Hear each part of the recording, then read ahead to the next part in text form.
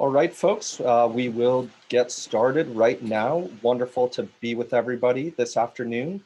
And good afternoon, and welcome to December's Tech Night and Network Tech Talk. It is wonderful seeing everyone this afternoon. For those of you who have not attended in the past, Central Maine Tech Night is a monthly evening event, and now during the day, our small group setting in our small group setting, founders and leaders share real advice on how they overcame challenges, capitalized on their target market, and developed their product, providing you with actionable insight for your own products and processes. You may find us on Facebook or online at centralmaine.org at the Tech Night tab. I'd like to thank our sponsors for this afternoon. This free event is presented by Central Maine Growth Council and is sponsored by CGI, Thomas College's Harold Alfond Institute for Business Innovation, Valley Beverage, Bricks Coworking and Innovation Space at downtown Waterville, Maine at the Hathaway Creative Center. In addition, I'd like to welcome folks that are watching at home as this Network Tech Talk is being streamed live and will be available for recording at later times. We have a really wonderful Network Tech Talk this afternoon, as well as so fortunate a Colby College alum, as well as a local rural remote worker. Today's Network Tech Talk is Ibuild, Empowering the World to Build, by co-founder and Chief Innovation Officer, Jonathan Godbout. Ibuild is creating open and fair access to meaningful work through a localized construction marketplace, coupled with a transparent ecosystem of support that improves customer access to mortgages and microfinance, to construction plans, and a dynamic marketplace of contractors, workers, and suppliers to all. In general, Ibuild is a citizen-to-citizen market tool, connecting people in need of shelter with masses of construction-related people looking for work and facilities and allows for open access to housing support services that guide individuals through the housing, construction, and/or reconstruction processes. You may find Ibuild online at ibuild.global, as well as on social and new media platforms, including LinkedIn, Pinterest, Instagram, and Facebook. So without further ado, Jonathan, welcome, and thank you for joining us. Thanks, Carvin. I appreciate the introduction. Hi, everyone. Thanks for joining today. So just to start, a little bit about myself. I'm originally from Southern Maine, from Biddeford. I always like to tell folks I've had 3 jobs in my life. I started working for my dad as a plumber during high school. I went to Colby, got my degree in economics. I left Colby to go work as a strategy and analytics consultant for 7 years down in Washington, D.C. for IBM. And about 5 years ago, I left my job at IBM to go start Ibuild. I now live in Waterville with my wife, who is a professor at Colby College, and it feels great to be back in Central Maine. I'm excited to share Ibuild with you all. So, what is Ibuild? So Ibuild itself is a mobile app and web platform that is really focused on connecting individuals involved in housing construction with a key focus on emerging markets, right? So what we really focus on as our core problem set is how does an individual household in, say, Sub-Saharan Africa, India, Latin America, how do they build their house, and what can we provide them with digital services to make that process easier, right? And what we do is we create a mobile application and web application for each one of the stakeholders in this value chain, right? So we provide a mobile application for homeowners, we provide one for construction workers, for contractors, for hardware stores, for people that want to provide financing to our homeowners, to real estate developers, and to architects, right? We put this all in one big ecosystem that allows these individuals to interact and build their own homes. And I'm going to kind of walk through this. I think it's really important before I get into the tech to kind of understand the problem space. I know, not everyone's going to be that familiar with housing in Africa and in India. It is a little unique to what we see in the US, and we are really trying to focus on a very unique set of problems that is posed by housing construction in emerging markets. So what are the problems that we're trying to solve? So the core to what we are really focused on is what we call incremental building. And incremental building is really an alternative to what we would think of as conventional construction, home construction. So in the US, in Canada, North America, Western Europe, in most of the developed world, when we think about housing construction, to make houses more affordable, we usually think about building lots of houses to achieve economies of scale to bring the price down, which is really great, right? It's a really great way to try to provide something at a lower cost so more folks can afford it. Now, in sub-Saharan Africa, in India, and in Latin America, this kind of breaks down a bit because of some other barriers and factors, right? So one is loans are scarce and there's not a lot of them, and the interest rates are very high. Incomes are much lower. And if you look at the cheapest house that's produced formally through a real estate developer, so someone who's building 40, 50, 1,000 homes at once, there's very few households that can actually afford it. So in sub-Saharan Africa, that number is about 15%. So 85% of households can't actually afford the cheapest formally produced house when you look at the financing options available to them, their income, and the cost of that house. So what happens instead is we focus on the alternatives to this, right? So maybe building your house piece by piece, right? You save a little bit of money, you use that little bit of money to build your foundation. You save a little bit more, you build the walls. You save a little bit more, you add the roof, right? And you build your house over time as opposed to getting financing like we would see in the US when we're building a house. So this is a very important part about the way we've designed our app, is to really facilitate this process. Secondly, credit access is essentially non-existent for the majority of people, right? About 93% of adults don't have access to formal housing finance in the emerging markets, right? Which represents about $5 trillion annually of latent capital that's not being used. There is some improvements happening with microfinance that gets, $100, $200 loans out there, but the access to credit for housing purposes is very, very limited. And a lot of this has to do with the risk associated with housing, and the ability to do more sophisticated financing assets that support this. And really, we are really focused on providing the transparency to the financial institutions to help address this. And then lastly, when we talk about the construction workforce in emerging markets, it's largely informal, right? If you can imagine a bunch of guys on the side of the road looking for work, they looking for things day to day. It's very difficult. It's inconsistent. You don't really have a good record on them. There's a lot of times no formal certification process like we would see in the US. And so there's not much transparency into their quality. And anyone who's hired a handyman knows that even in the US, this is very difficult to find someone who's of good quality who's going to do good work. And it kind of gets 5 and 10-fold when you go into emerging markets when you talk about these problems. So looking at these issues was really, for us, the core to understanding what's going on and the problem that we're trying to solve. And I'm going to kind of walk through how we got to our current solution, but I want to kind of introduce you to a couple individuals that I think will help personalize this a bit more. So as I walk through, I want you to really think about these two people. So the first one is Edna, right? She sells food. She's got her own little restaurant. She makes $4,000 to $5,000 a year, which is above average in most emerging market economies. She doesn't know how to find a contractor. She doesn't know who can build, who's not, who's bad. She doesn't have finance. She doesn't have a way to get a loan to pay for her house, but she makes enough money to probably pay for a house if she could get a mortgage like you would in the US.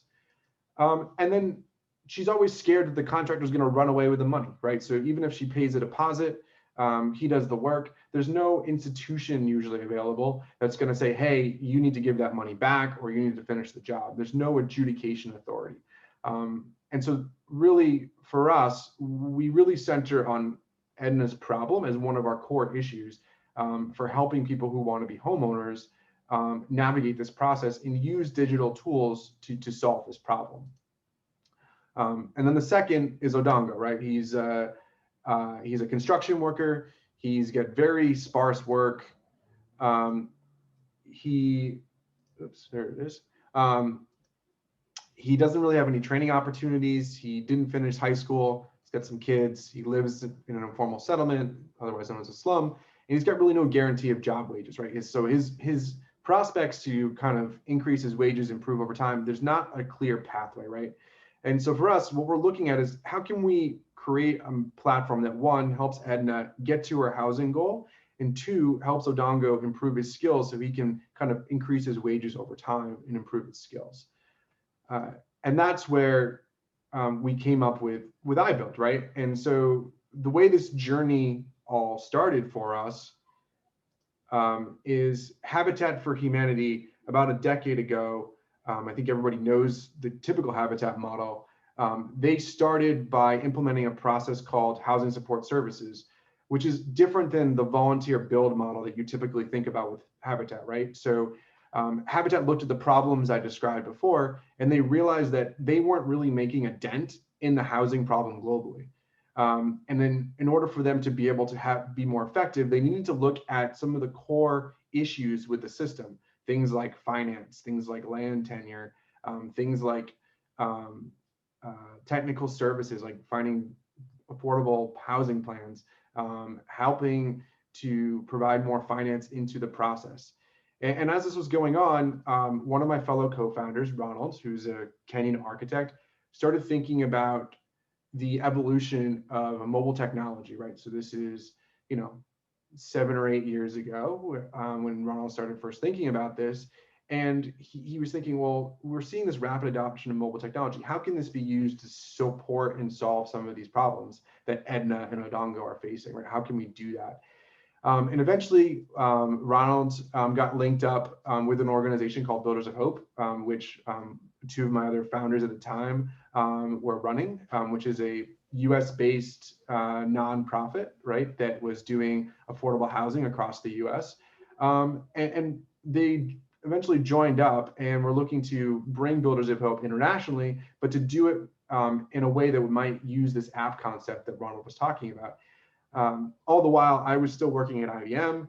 I started running, I was getting bored of my job. So I was essentially working long hours. I didn't like my clients. I got frustrated. So I started doing a pro bono consulting program.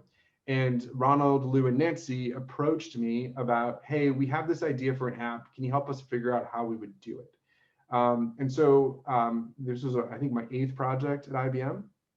I got introduced to the 3 of them. We spent about 6 months or so kind of scoping out the problem to the point where we eventually got them accepted into MasterCard Labs, and they asked me to go join the Builders of Hope team.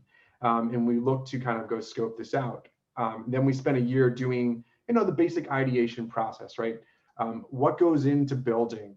And I was traveling to Rwanda, I was traveling to Kenya, I was traveling to South Africa, West Africa, everywhere in between to go to different programs, different people doing housing, looking at brick making programs, looking at home construction programs, all this stuff. And the whole effort behind this was to ideate and get to our initial solution.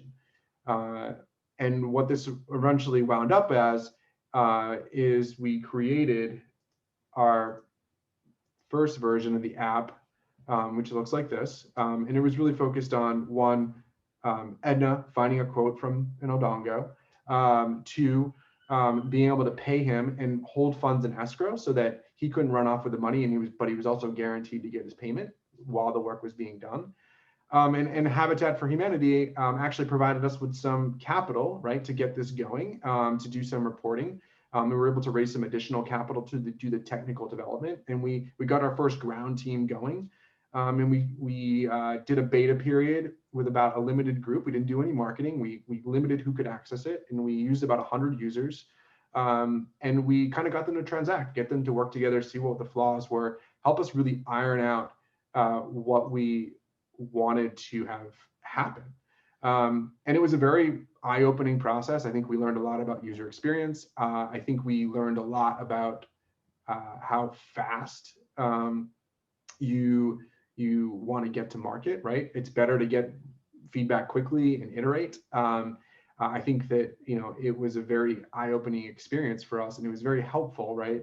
And eventually we changed our app a bit, and we kind of forced in this wallet feature, which was improving how we manage payments between contractors and customers. We created a separate app for a contractor and a homeowner.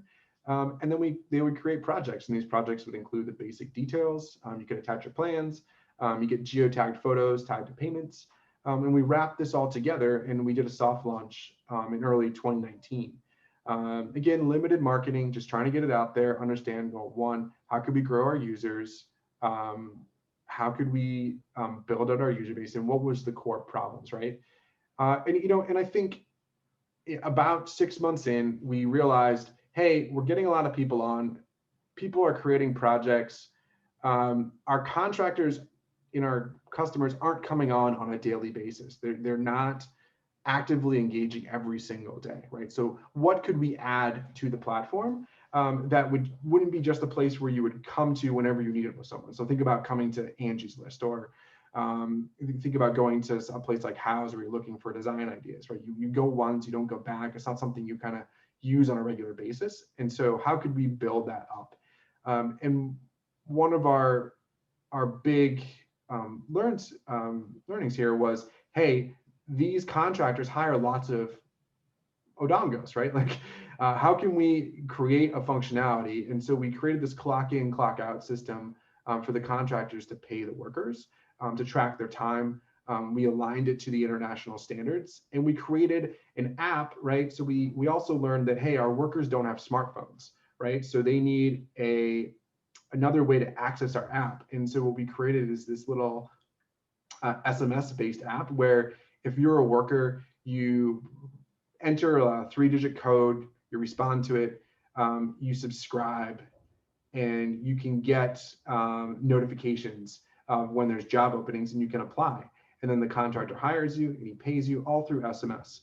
And then you can pull your money out. And it was a really effective way to, one, get our contractors to use it every day, because they got to clock their workers in and out every day, get the workers on. And it was really an inflection point for us to grow our user base. So it was hugely important, right? And so this was really the key of validating what was going to allow us to grow our user base. So not just get people on, but keep people active, right? And drive transactional growth. Like, how do we stop ourselves from being someone where you come to find someone and just go away and don't come back? How do we keep you on the platform?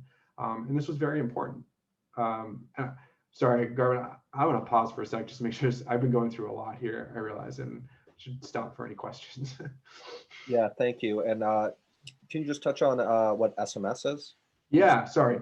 So an SMS is just a text. So imagine, I don't know if you've ever done like a promo on your phone where you get like a 5-digit code, and it says, click here to reply all. I'm sure you all got the political ones that happen this season, where they're doing surveys. It's a very similar process. And this is important for our worker users because they typically can't afford all that much internet data on their phones, right? So they like to use what's called airtime, which is essentially like pay-as-you-go phone access. So think about your minute. If you remember in early 2000s when you used to, pay by the minute instead of having a Verizon contract for the month. Very similar, right? And someone will pay $2 or $3 to get a certain number of texts or a certain number of phone calls, and you can write off those text messages to create an application, which is something very big for us because we do have a lot of individuals that that do use smartphones, but having the SMS is such a natural part about what people use on a day-to-day basis. It was very important. Thank you for that context. Yeah. I think we look good. Okay, great. And then, while we were doing this validation, the other thing we kept hearing is we want to buy our construction materials. We like the wallet. We like using it to pay contractors. We like using it to pay our workers, but both our contractors and our customers, they wanted to be able to buy construction materials. Now, there's no Home Depot. There's no Lowe's, right, in most markets. what there are in mom and pop hardware stores. So we wound up creating an application for small hardware stores where we have roughly 2,000 or 3,000 common products. You as a small hardware go in, you register those products, we put you on a map, and then someone can find you just like you might find an Uber car. So if you can think about, when you're looking for an Uber to pick you up, just imagine I need to buy some cement, I need to buy some bricks. I can actually go on the app, I can search, I can look who can provide it within a certain distance, and I can make a purchase and they'll deliver it. And we use the same kind of escrow process that we use between Edna and Odongo. And so we were actually very fortunate to, there was a local app in the market at the time called Fundi Mjanja, which is essentially doing the functionality that we were looking for. And we made a strategic acquisition to incorporate that into Ibuild, which really helped us accelerate, right? And I think that was something we've learned a lot about, is sometimes it's easier to acquire than build, depending on what it is. It all depends on the situation, but I will say it's probably been one of our best decisions, because when we acquired them, we took their lead engineer, and he is now our lead engineer in Kenya. We have an engineering staff with 5 engineers and 2 testers based in Kenya, and he's the lead there. And he's been incredibly successful, and he's very good at what he does. I would put him up against any mobile developer I've ever worked with, and it's just been a really great experience for us. And we're really glad and happy that we could bring this into our ecosystem. And we've seen that this further increased our transaction growth, right? Because we saw a lot of hardwares wanted to come on, sell their products. They didn't have a digital way to market themselves.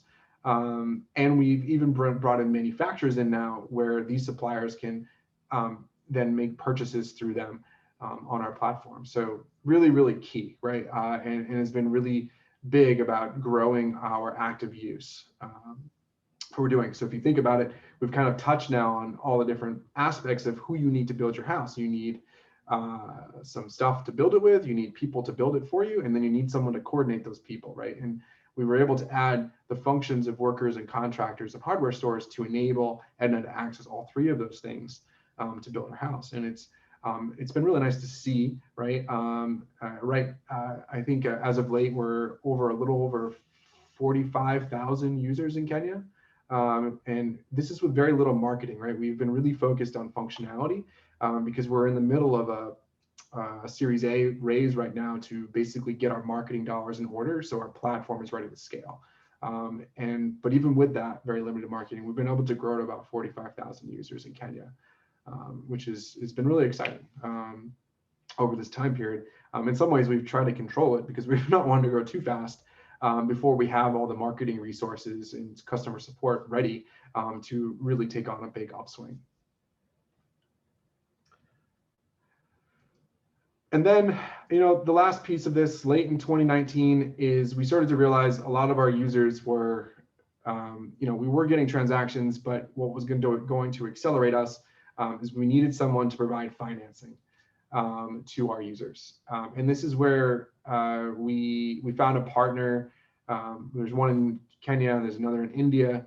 The one in India is really the bigger of the 2. It's a company called Mahindra. If that name sounds familiar, Mahindra is probably the largest tractor manufacturer in the world. They also produce cars. They are, I think, the number 3 largest company in India.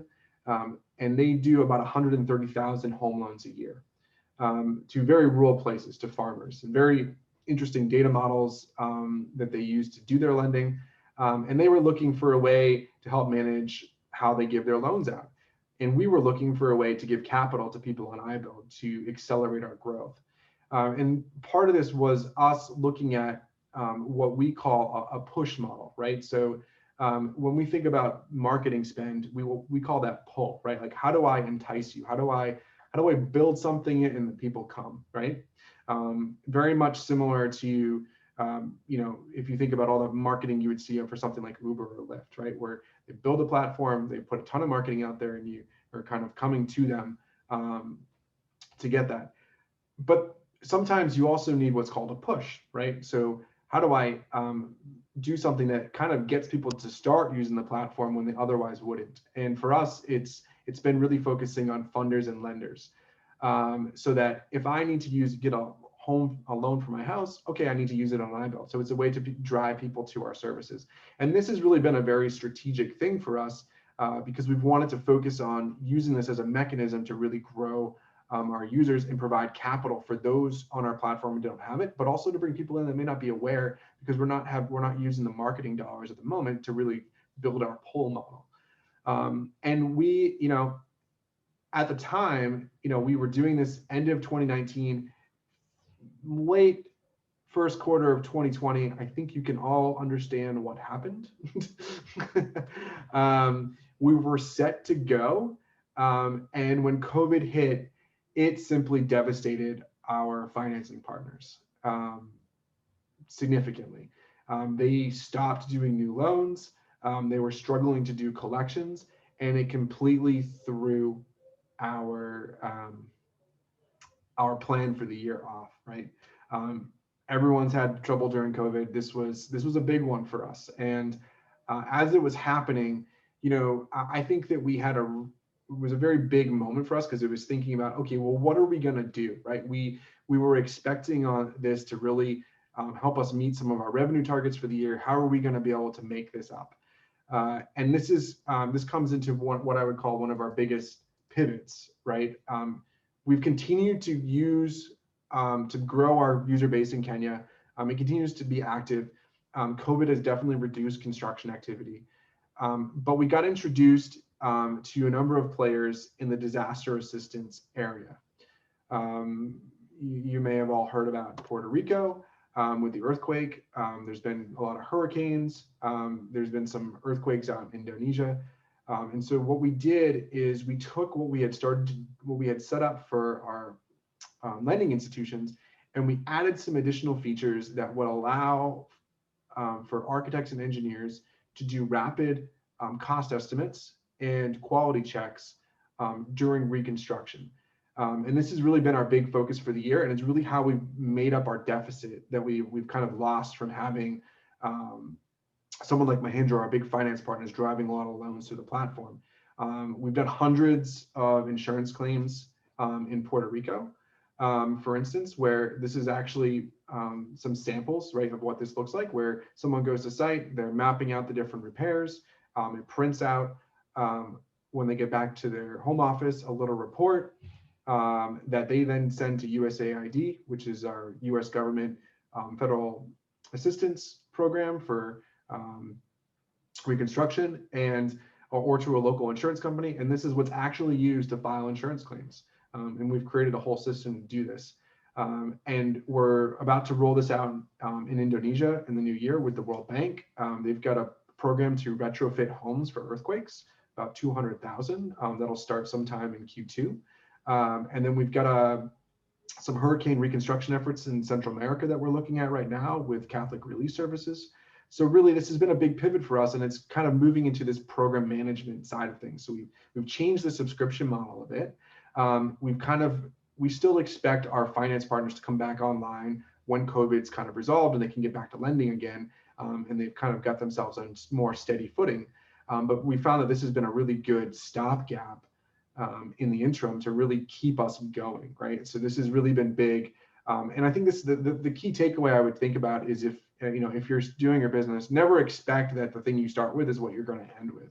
And this has been kind of a really key point for us, because it's been one of our best revenue generators, and a key pivot, something that we did at a moment when it could have been disastrous for us, right? And I think that it's really helped us continue to survive as we get through our final round, so we can expand further and build our user base and build our revenue model as a sustainable business. Garvin? Sorry, before I go on. No, that's perfect. Keep going, Jonathan. Thank you for that. So what does this all mean for Edna and Adongo? So a lot of the tools we have means that Edna can get quotes from high-rated contractors who are accredited.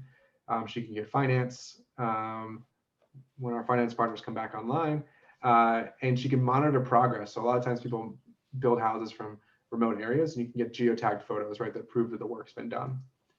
And on Dongo, right, he's finding regular jobs, he's tracking his training, he's getting paid directly, right? So it's been just on a more personal level, this is kind of what it's mean for our individual users, as using Edna and Dongo as examples. And talking through, what are our key lessons learned, what are our key resources? The first thing I will say, right, if you're doing a tech startup and you get an offer from a design lab, take it. Take the time and actually devote some time to step back from what you're doing and walk through that process. I will say, over the past few years that we've been doing this, we typically do this probably about once or twice a year. We've done it with different entities. We did it with MasterCard Labs. We did it with Habitat for Humanity. We did it with CARE International. And what I'll say is a lot of times when you're building something, you're always thinking, sometimes you're thinking day to day, sometimes you're thinking to the week, maybe you get to the month, but you're never thinking over the long year, right? And you're not thinking strategically as much as you would like. And sitting down with the design lab, taking a day or two to do this, walking through things like the methodologies like design thinking, it can have a profound effect. And I'll say it's been some of the places where we've discovered little features or little improvements or little findings that we get out of strategic user research that has been infinitely important to what we do. So I really highly encourage, don't ignore the value of that process, right? It's just so incredibly valuable to have a third party do that with you and ask hard questions that you may not think about, right? And it's always important to do that. Second, on a more tactical level, cloud service providers and their credits are incredibly important, right? For us, we're able to get, hundreds of thousands. We got $100,000 of credits from Amazon as a startup, part of their startup program. They do this at 25 to 100,000. It makes scaling up so much easier, right? There's no way that we could build an on-premise infrastructure for what we're trying to do as a startup compared to what we can get out of Amazon. And it's not just servers, it's not just database setup. It's things like getting access to their machine learning libraries, their authentication stuff. There's just so many chatbots. I mean, there's so much stuff out there that, and there's so many credits available for startups between Google, Azure, from Microsoft, AWS, and IBM, that I really encourage, if you're building something, you got to look at the cloud service providers, because the scalability they offer you, in the low cost up front, and even the credits that allow you to get started, is invaluable. And it's really been key to us. Like, I don't think that we could have made the investments in our platform had we have built our own infrastructure, right, on premise. The third thing is local subject matter experts. So whatever your problem is, listen to the people that deal with that problem and go visit them, right? And compare and contrast. The way I always talk about it is, design local, think global, right? So for us, we're dealing in lots of markets, but it's always important for us to get on the ground, listen to the worker, listen to the hardware store, listen to the real estate developer, listen to the financer, and actually understand what's going on in their business and spend time with them. And most importantly, not just ask them questions, but sit back and watch their day and observe. It's been so important to what we do. We've discovered so many different things where we tweak stuff, and it definitely makes a much better process for uptake for our end users, both institutional and individual. And then lastly, strategic partners, right, has definitely been a key resource for us. We've had the benefit of having some very key strategic partners that allow us to grow rapidly. From a market opportunity standpoint, we've had Habitat for Humanity, we've had the World Bank, we've had MasterCard Labs, we've had some very large Pan-African real estate developer, Shelter Afrique. We've had a lot of Mahindra, right? A lot of Miyamoto, a lot of very strategic partners that allow us to scale, right? And it has been so important. It takes a while sometimes to massage those relationships, but the value they provide and the market entry for global scaling is just incredible. And then lastly, strategic partners can also be on the technology side. So one, payments are extremely important to us. It's not our core competency, and our ability to have that on our platform is very dependent on our partners who do payments, right? And the same goes for things like viewing architectural plans. So there's lots of libraries out there where someone's already built it. The key is to focus on your problem set, right? And to use strategic partners who can bring technology to you, where you can combine stuff together to make a unique solution. So that has been just incredibly valuable to us. And I definitely don't substitute one for the other. Always think about both of them. They have been incredibly important to our success.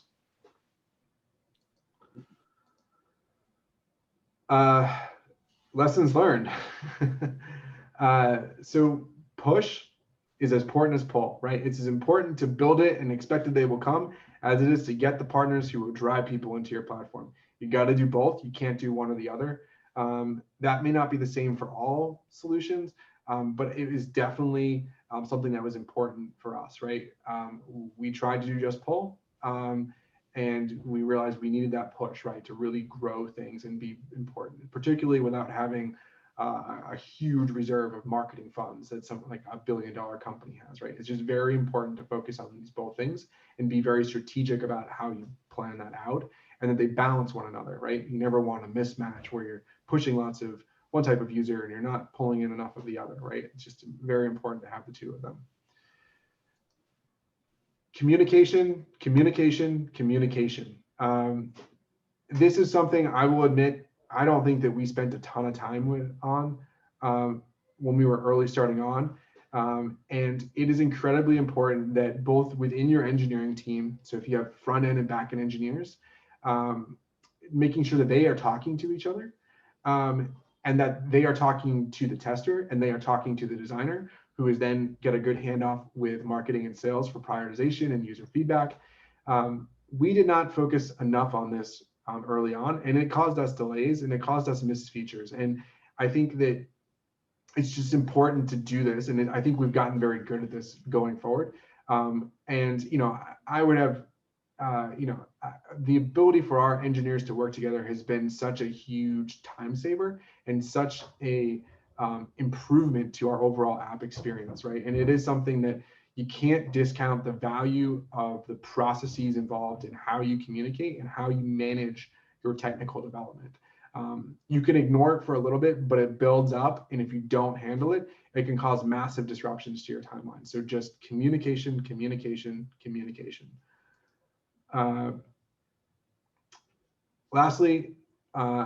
Third, functional and technical skills are equally important. You need the people that understand what it's supposed to do, but you also need the people that understand how the underlying technology functions. But in addition to this, you need to have people who are passionate, enthusiastic. You can deal with deficits in functional and technical skills as long as you have passion and enthusiasm. There are some skills that you need to teach, but if you don't have that passion and enthusiasm, it makes it very difficult to build team cohesion and to build growth, and to really get the team functioning together. At Ibuild, we have a testing staff. They are not testers and QA engineers by trade. They are young architects who were interested in getting involved in a technology and software company, and we taught them those skills. But it's so much more important because they have so much passion for the solution, right? And that has just been so key to what we do, right? Is that we really focus on upskilling folks and investing in them and spending the time to teach them the skills. Because if you get that cohesion, you get them trained, you get them working in a very good communication process, it just makes everything about the team function so much better. And then lastly, get into the market and iterate. Think global, design local, right? Get things out fast.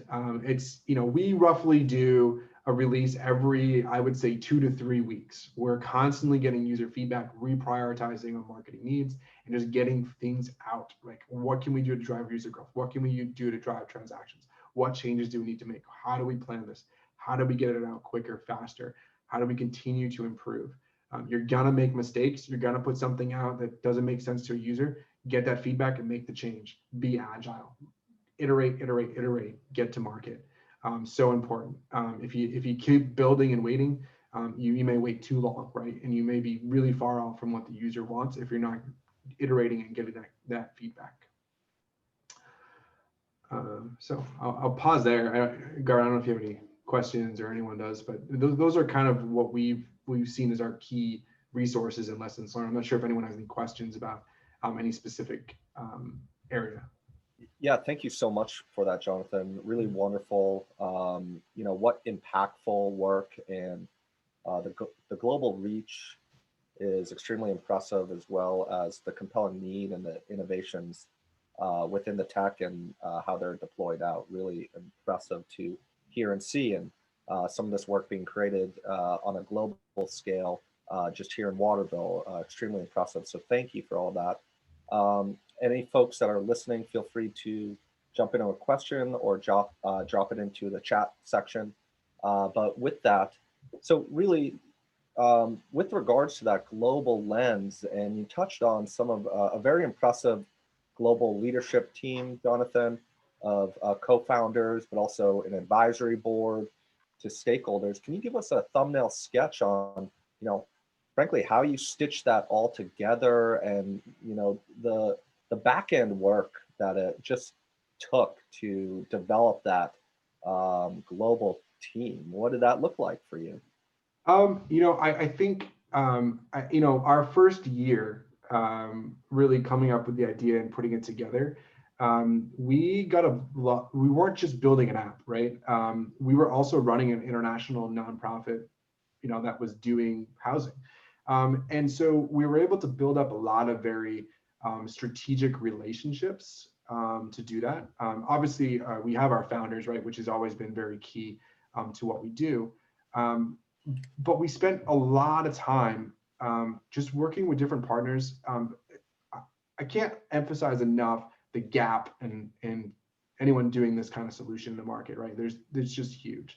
And I think because of that, we created credibility, and we were spending time actually running housing projects. We were doing a project in Kenya called Incremental, which was like a low-cost housing project to help people, build their own home. And getting into the weeds of that and understanding it, and then working through the agencies. And we always picked partners, and we brought them in as advisors, and we got them excited with a deliberate intent to how they could help us really expand ourselves, right? So if you think about Habitat, has always been a big one, right? They've been at this from the start. They were central to a lot of our new relationships, and who else we, from publications to everything else. They introduced us to someone like the Center for Affordable Housing Finance, where, and then they help us kind of get connected in with Shelter Afrique. And then you have, the World Bank taking notice of what's going on, and then getting them to introduce us to Mahindra. So it's kind of always about building strong relationships, having, particularly Lou and Nancy and Ronald are fantastic about this, right? They have a very large network themselves, and they're able to kind of bring that in while, I focus on, as an innovation officer, I focus on, okay, how do we satisfy the needs of these entities, and how do we build a solution that's going to fit with them, and how do we do it in such a way where they can help us scale and prepare for scale, which has been extremely important to what we do. And as far as building the team, we started by outsourcing a lot of our development to a single company. And I think we found early on that was an ineffective model. And what we started to do is actually bring all of our engineering and other resources in-house, right? Instead of outsourcing some of that work. And it allowed us to build that communication and cohesion that allowed us to grow. And now, if we look at, we're used to working dispersed, right? We used to travel a lot. We haven't traveled a lot in a year. But it actually, COVID allowed us to kind of create a foundation by which we could manage ourselves. And it's been one of the things where we've not really lost many steps about how we've grown, because we've focused on that. And even with our engineers, we really focus on when we recruit folks, using our engineers to evaluate other ones, right? And to really make sure we're getting good quality. And it's always important that cohesion is working, because we've had issues in the past where engineers didn't work well together. And quite frankly, that was bigger risk to us than, gaps in quality of code, right? Because you can always make up for the quality of code. But if you don't have good cohesion, you start to have issues, right? And so for us, it was about building a team that was quality, that could grow. And then leveraging, Nancy used to be the head of a very big department at a entity called Ashoka, which had lots of tentacles into other places. Lou through Builders of Hope and Ronald through Habitat had lots of relationships that they could bring in. And because we were doing something so unique, there's lots of entities out there who do lots of work on construction, IT technology. You'll see it everywhere, right? But it's all very focused on construction as we see it in North America and Western Europe, right? It's about building a 30 or 40-story building. It's not about building lots of little houses. And I think that's where we've kind of found our niche, where we're very unique, and been able to kind of incrementally build our reputation and network through very key strategic partners that we've had. Thank you for that insight and just the importance of that team building and team cohesion. You mentioned with regards to COVID right now, the scaling of the operation, and being in a process of doing a Series A, raising funds. Obviously, that's a dynamic time no matter what. And then layer in, a global pandemic here. Where you feel comfortable, Jonathan, can you just touch on that process, or what that raise looks like? And where you hope to be within say a year from now. So I think, we are very fortunate, to have a lead for the round, right? There is an entity called Echo VC. They've already invested a little bit of money this year to kind of keep things going. I will say it's a bit delayed from what we expected. I think, a lot of funds we were expecting to close much earlier in the year, but when COVID hit, it affected a lot of different funds that were, we previously thought were going to be set to go into the close. And so what we've been able to do is kind of stitch together the funds to keep ourselves going, and to get ourselves to a full round, where in 2021 we're expecting, probably sometime Q1, Q2 to really close the full Series A round, which will give us runway for a good 18 months, right? And then following on with a big B round that would give us even further runway to really expand and put some marketing dollars together. I believe at the moment, with our commitments from our existing funders and what we've gotten to date, we're about like I think we're 70% up. I have to look at the numbers, but it's looking good for us. And I think that, it's been a rough year. We had to really tighten our belts and really work hard with the team to make it work. And we've found some investors who, through the process have really weighed in and gotten behind us. We have VCs, and what's really, I think, unique is we're not like a standard startup out of Silicon Valley, right? Where you see, or Boston or somewhere where you see like all the investors are from the same place, right? Instead, for us, we've got Habitat, who's actually an equity investor into Ibuild, right? They've put equity into us. They're not giving us a grant, which is a very new thing for them. Echo VC out of Nigeria. There's another VC called Keppel, and there's a number of others that we've kind of layered in, which it's really exciting to get them behind. And I think that one thing that really helped us is that the status of the raising the funds is very different early in 2020 than it was now, because we were expecting a very different pattern for the year. When the Mahindra thing, we knew we was going to get delayed till post COVID. That was a concerning moment, right? But I think that what we've been able to do is kind of pivot to this remote program management stuff I've talked about, and actually show our investors, hey, we can make this work even if this happens. And it's been really a great message, and we're really excited about it. We're excited for it to all close, because it's been a learning experience, but it's also been, I think, something that's really made us better for what we're worth. Great, thank you for that. And certainly sounds like the round is trending well, impressively so, given the times, and sounds like an increasingly diverse stack, including equity. So fingers crossed on a strong closeout there. Yeah. Um, Maybe dovetailing off some of those comments, Yeah. and if it's all right, on a little bit of an interpersonal note, Yeah. you've mentioned, you're doing this really impactful work here in Waterville, global team, global reach, in the middle of a Series AA with, probably, talking with VCs quite literally all around the world, excuse me. Can you provide us a little insight or perspective on your experiences as a remote worker, both Yeah. prior to COVID and now? What are those benefits and opportunities here locally or beyond? And down Yeah. to, what's your setup like? What are your communication tools? Yeah. So thank God for Slack, and congratulations for them for their big acquisition by Salesforce. Um, Agreed. Before this, when I left IBM, I was already working really remote a lot, and that was because my wife at the time was doing her PhD program in Cincinnati. And when I left, I knew that I was going to be essentially on the road very frequently. And I think, at the height of my travel, I was probably on the road 2 weeks for every 6. So I was flying a lot. And from that standpoint, we were running, it became very difficult to do stand-ups, right? Because our engineering team typically didn't travel that much, so you could always count on them being in the right place. And we managed that, and I moved from Cincinnati eventually to Massachusetts, and then finally we were able to come back to Maine and be close to Colby, which has always been something my wife and I have really wanted to do. And which happened, summer of 2019.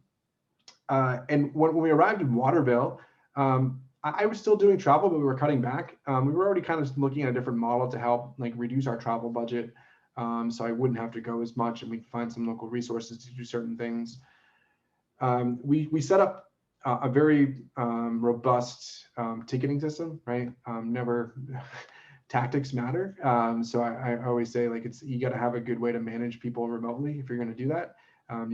It's really great to be in the same office and have sticky notes and hand it off and, hey, say do this, do that. But when you're remote, you got to do digital tickets. So we use Atlassian's Jira product, which has been insanely helpful. I think we do something, I want to say we're around 15,000 tickets in our system that we use between bugs and features to keep track of everyone's work. Jonathan, do you mind just not to interrupt your train of thought, but for folks watching at home or a later date, just touch on what a ticket, what that means? Yeah. So a ticket may include a description of either what the feature is or what the problem is. You usually attach a document. If there's some sort of bug, we typically try to get a trace log, so what happened in the code. And that's that's basically how we assign work to our engineers. And so there's kind of 2 different major schools of thoughts when it comes to product management and team management, right? There's what's called the waterfall method, which is a very conventional, you do this, then you do this, then you do this, and you kind of plan everyone's time. It kind of looks like a waterfall. You can imagine that. The alternative, and it's the method that we use, is an agile method, right? And what we do is we actually pick new things we're going to do. We sit down with the engineers, and then on the ticket we describe what happens. We usually attach screens or designs of what it should look like. We then talk to each engineer about what they're going to do. We say, okay, how much time is this going to take you? And then we do this kind of in advance where we've got a whole log of stuff, and it creates this big backlog of things to do.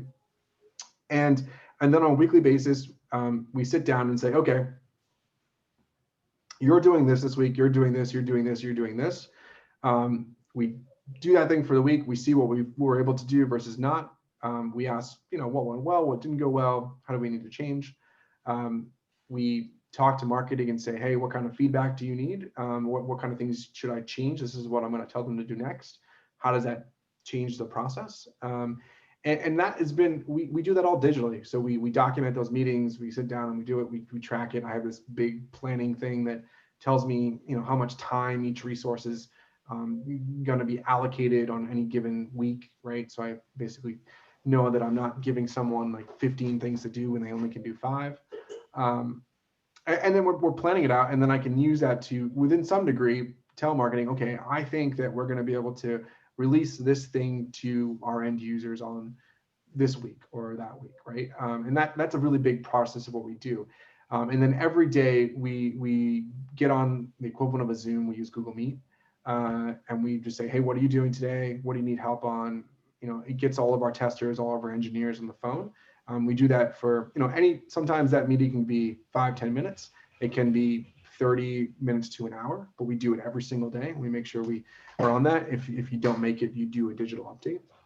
And then we use just a chat platform called Slack, where we can all kind of communicate and ask questions, track code, which is all just very important to our whole process, right? So, and then as needed, we'll all get on the phone and like talk through things, particularly when we're going to release, because we want to have our testers and our engineers coordinating really tightly so we can get things done fast.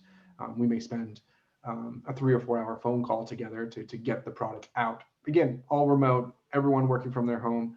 Pre-COVID, the only difference is we had an office in Kenya where most of the engineers and testers would be co-located, and I would be in my office or at Bricks. I used to do this at Bricks, although I try to, when I was going into Bricks, what I would do is I would typically spend my mornings at home, because I didn't, like, it was sometimes harder to be on the phone because I have to tell people what to do, right? And it's easier for me to go to Bricks in the afternoon where I'm planning or designing or do those kind of things that don't require me to be so loud. And so that's kind of how my process was working. So when COVID happened, it wasn't a huge change. It just meant that I was kind of confined to my office here. I've got a big like whiteboard behind me where I can think through ideas. And I think the biggest adjustment is I'm just so used to being on the road. I used to be in Kenya 4 or 5 times a year, and I've not been in over a year. It's extremely weird for me. But I love being in Maine. I love being home, which is just as it relates, Jonathan, and while it's probably fair to say as tech and these platforms continue to evolve, there'll be a correlating premium on still the importance of face-to-face. But with regards to your nature of your work, now being kind of a rural remote worker in Maine, which we're seeing an influx of, benefits to Ibuild here locally in terms of those opportunities, getting involved with Ibuild, and the innovation that you guys are growing. Yeah, so and actually I won't go through, this is kind of our future stuff, but one of the things that I did want to share is when COVID's done, I'm already planning to get into an office space here, trying to bring as many of our US based resources here to Maine, right? So we can be working on the same space. One great thing, I've been able to employ 9 different interns from Colby and Bowdoin. I apologize to Thomas. I don't have a good connection, but if Thomas wants to do an internship, please reach out, or anyone else that wants an internship or wants to talk about employment. We're happy to help. Here. Yeah, my network. I have lots of friends that went to. Ironically, when I went to IBM, there was a lot of Colby and Bowdoin people, and we finally found a way to get along. So we have these networks where we try to bring in students that we know. So that's been a big part of it. I will go back to going to a space on a regular basis. I've got 2 other companies that I'm going to try to get them to put their resources along with us. One is run by a Bowdoin grad called Prospector, and the other one is called Eyes. So the Prospector is a machine learning for mining analytics, and Go with Confidence is a chatbot app for India. So we're going to put those in the same space. I really want to make it as a place where anyone can come and talk to us, right? Get involved, see what we're doing. I want to do it in bricks. Still trying to figure out if there's going to be enough space depending on how many people we have. But we'll definitely be somewhere downtown in Waterville. And then finally, as part of that process, we want to do some sort of curriculum, whether that be like weekly sessions where we talk about analytics and product management and the like, or it may be a kind of a longer course. I'm trying to work some of that out. I've been talking to RJ and Garvin about it. I really want to try to, since we're here, right, get everyone exposure to what we're doing in Ibuild, but also get exposure to some of these other companies. And I will do my best to bring as many as I can. I'm passionate about this area. I'm not going anywhere. My wife is on a tenure track.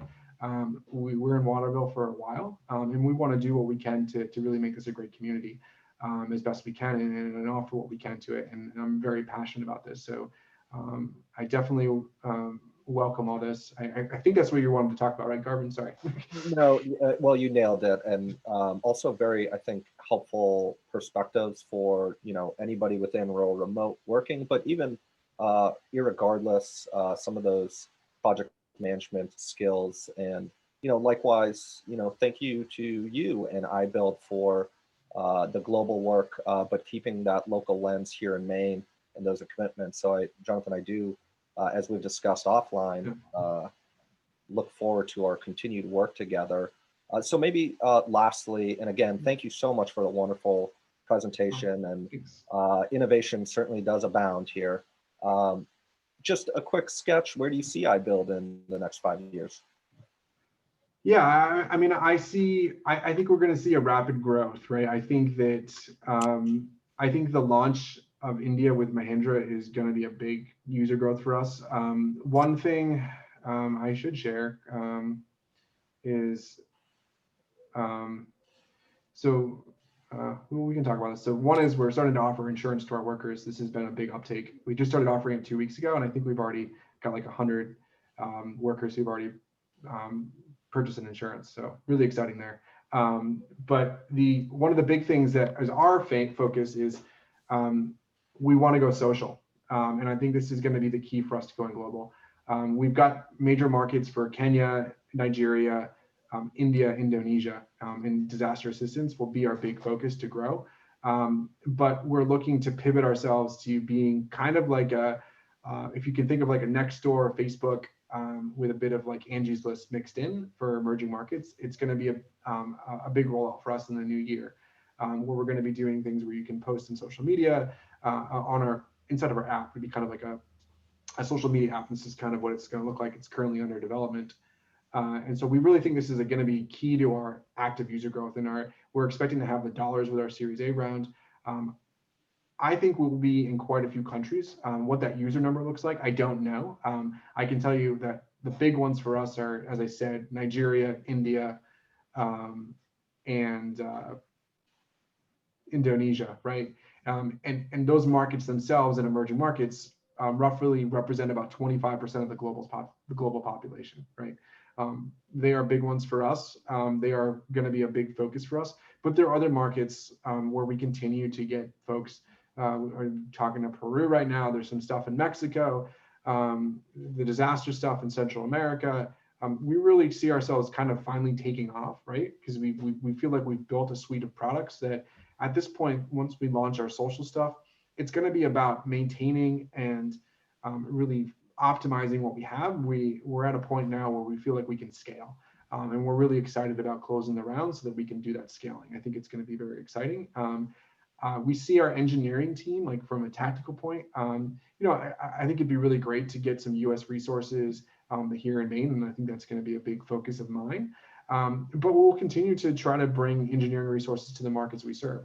I always, it's really important for what we do, right, is that we try to also employ in those markets. All of our marketing support and customer support is local, right? So when we roll out into a country, there is a local team there supporting. We don't keep them in one place and support another at the moment. And that's going to be a continued part of what we do, because we think it's very important that not only do we do this to address the problem set that we're looking at, but also that we're addressing, we're actually employing people in these markets, right, and holding true to what we believe. So I think it's very exciting. to see what's going to happen. And I think it's been a lot of work to get to this point. And I think with our Series A, it's a very important moment. Well, Jonathan, again, thank you so much. Thank you for the insight, the perspectives, and giving us an inside peek of what's to come and what's occurred. And we all very much look forward to tracking this, following this, and hopefully contributing to it locally here as well. So again, thank you. Thank you to those that are watching at home or online right now. Again, this free event is presented by the Central Maine Growth Council and is sponsored by CGI, Thomas College's Harold Alphon Institute for Business Innovation, Valley Beverage, and Bricks Co-working and Innovation Space, which is typically our physical venue space. In addition, I'd like to encourage folks to join us for our January 14th, our next monthly Tech Talk. That Tech Talk, our network Tech Talk, will be via Minnow, which will be another great follow-up, this time with an emerging startup that has just finished and closed out a $1.2 million oversubscribed seed fund round for its new IoT-enabled food pods. So continuing the trend with some really wonderful and innovative startups. We look forward to seeing everybody next month. Thank you to Ibuild. Thank you to Jonathan. Thank you to our sponsors, and we look forward to seeing everybody next month. Thank you. Thank you.